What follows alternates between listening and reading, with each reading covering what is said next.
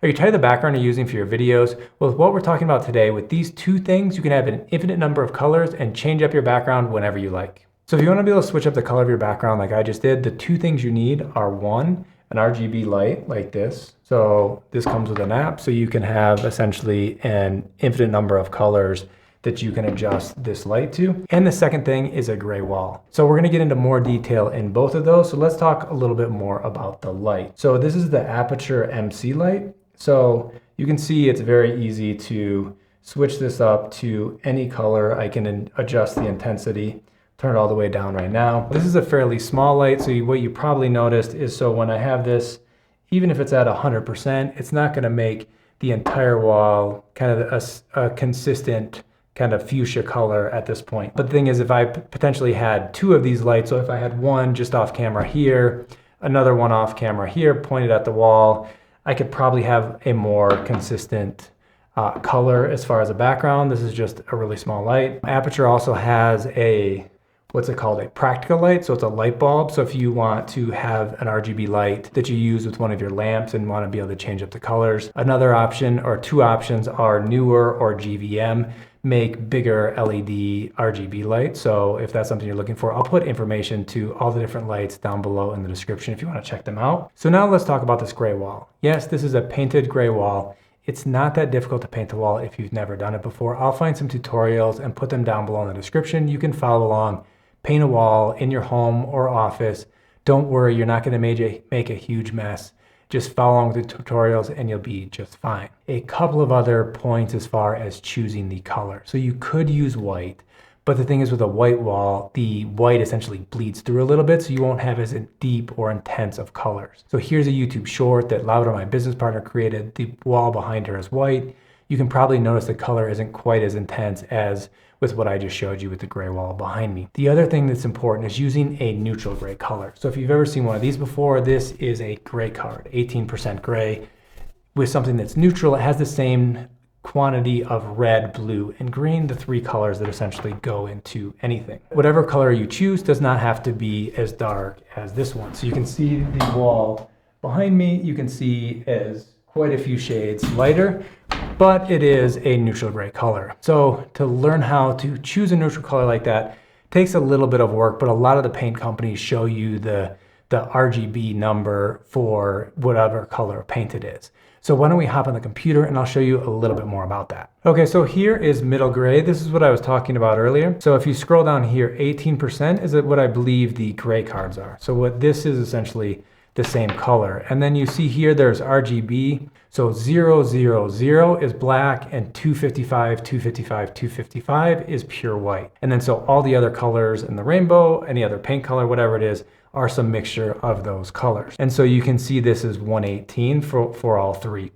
The hex code is a different style of numbers, but it's essentially the same thing. There's three numbers for these 6 digits. So you can see 76 3 different times. And so as you see, if you go up further, this darker color is 59 across the board. 149 is a little bit lighter. I think the color behind us is about that. Not all paint companies clearly show on their website the different RGB numbers for the paint colors, but a lot of times you can find it by Googling it. For example, the paint that I used to paint the wall where I recorded videos in Michigan was this one from Benjamin Moore called Wall Street. So seeing this color, not 100% sure, hey, is this neutral or not? So by Googling Benjamin Moore paint RGB colors, I was able to find this website. And so for some reason, it doesn't show the entire name for Wall Street, but you can see that it's the same by CSP20. Go back here and it says CSP20. So this color, for example, is 147, 148, 147, which is really close. You can see a lot of these here. So Arctic, for example, or wool are fairly close as far as the red, blue, and green being more or less the same number. But if we go down a little bit further, you're going to see that not all of them are that way.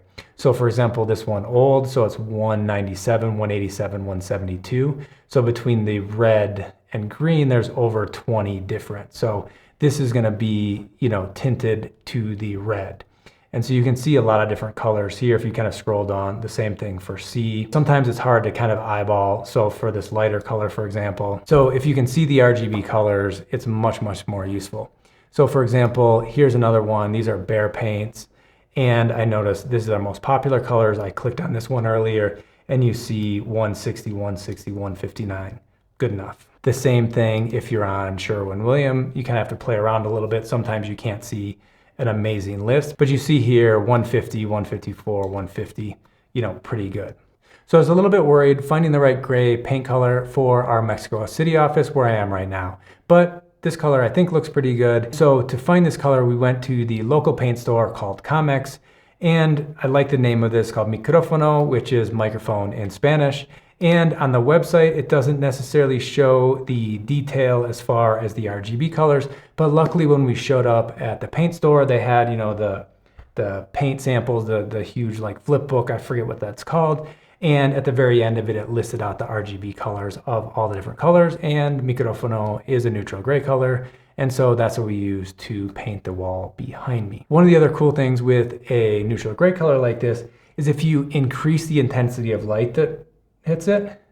So you can see probably right around my shoulders, kind of the center of the circle, it looks pretty white. If I were to turn this off and turn this off, you see the color gets much, much darker. The other thing that I could do, this isn't a huge office, but if I were to push the camera, the desk, and the light further away, there's less and less light that hits this wall. There's another kind of lamp that's hitting the ceiling right now, and that's where you see, and plus my monitor. So that's the other cool thing with a neutral gray color like this is, if there's very little light hitting it, what comes back to the camera looks black.